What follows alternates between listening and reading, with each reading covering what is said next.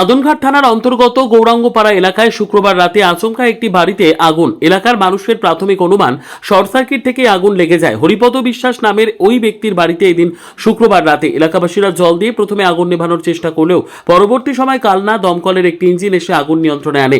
বাড়ির গৃহকর্তায় এদিন তিনি জানান 15,000 টাকা ক্যাশ সহ বিভিন্ন সরকারি নথি এবং ঘরের আসবাব পুড়ে নষ্ট হয়ে গিয়েছে। ঘটনায় এলাকায় ছড়িয়েছে চাঞ্চল্য। আমি আসা কারেন্টের ফিরে লাগবে। আচ্ছা, তারপর আমি আসে দেখলাম যে আগুন লেগেছে, তখন পাড়ার ছেলেবেলে সবাই ডাকলাম, সবাই আসলো, আসে তারপরে নিয়ে গেছে। কি ক্ষতি হলো এই আগুনে?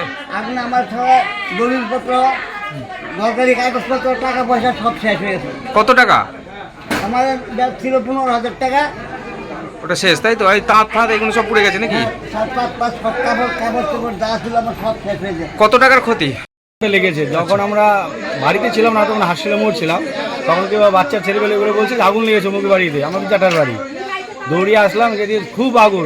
তারপরে গ্যাং ট্যাঙ্কিগুলো নামানো হলো ওখান থেকে, তারপর ট্যাঙ্কি ছিল গ্যাসের ট্যাঙ্কি, ওটা সরানো হলো। তারপরে সব পাড়ার ছেলেবেলে এসে মোটা 1-150 ছেলেবেলে আসে, এসে আগুন বালতি দিয়ে জল। কিরম কি ক্ষতি করতে হয়েছে? হ্যাঁ, কিরম ক্ষতি হয়েছে? ক্ষতি মানে অনেক টাকায় ক্ষতি হয়েছে, কারণ অনেক কিছু নেই বাড়িতে, সব শেষ। ফায়ার ব্রিগেড এসছে, ঢুকলো ওটা ভেতরে? হ্যাঁ, ফায়ার ব্রিগেড এসেছিল। এবার দেখুন এখানে আসার মতো জায়গা নেই রাস্তায়। এটা কোন জায়গা? এটা কোন জায়গা? এটা গৌরাঙ্গপাড়া। আচ্ছা, কি চাইছেন এখন? কি বলবো, মর্মান্তিক দুঃখজনক বিষয় হয়ে গেল। বেচারা কিছু নেই ঘরে। আচ্ছা, ওনার একটা যেই কাপড়টা পরে আছে ওদের সেটাই, তাছাড়া কিছু নেই, সবই পুরে ধ্বংস হয়ে গেছে। আচ্ছা। আর আমি যখন দেখেছি, আমাকে একজনা বলছে বৌদি তাড়াতাড়ি মোটরটা চালাও, জল দাও।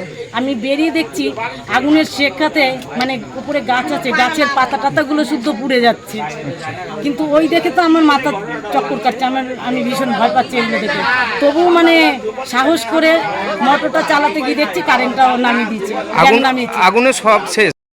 পাশে বাড়ি একটা দিদি, উনি একটা মিটিং থেকে আসছিল, দেখে জানলা দিয়ে আগুনের ইয়েটা বেরোচ্ছে। আচ্ছা।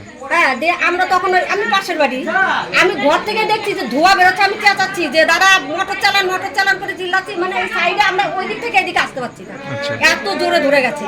সাইডে যা ছিল এই বারান্দা টান্দা সব, আমি বলছি সমানে যে বাইরে গ্যাস আছে, ওই কারেন্টের মিটার আছে, এগুলো তো আমরা জানি, পাশের লোকে তো যায় না। বলছি ওইটা বাচ্চা বলে আমাদের পাড়ার আরো দুটো ছেলে এসে ওরা গিয়ে দেখে তালা ভেঙে তারপরে সেই ইয়েটা গ্যাস সিলিন্ডারটা বার করেছে, কিন্তু কারেন্টের ইয়েটা রক্ষা করতে। কতক্ষণ জ্বললো আগুন? অনেকক্ষণ জ্বলেছে।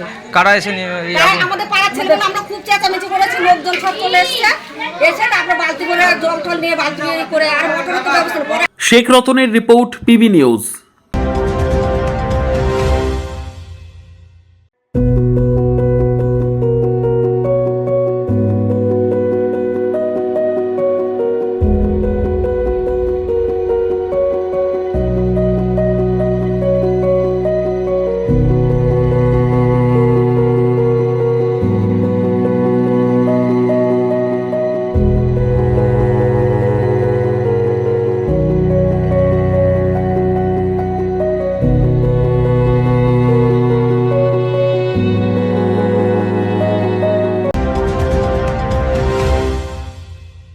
ডিগ্রি করার পরেও চাকরি নেই?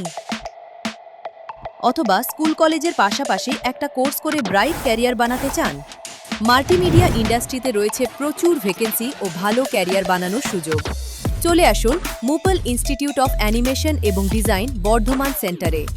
Animation, VFX,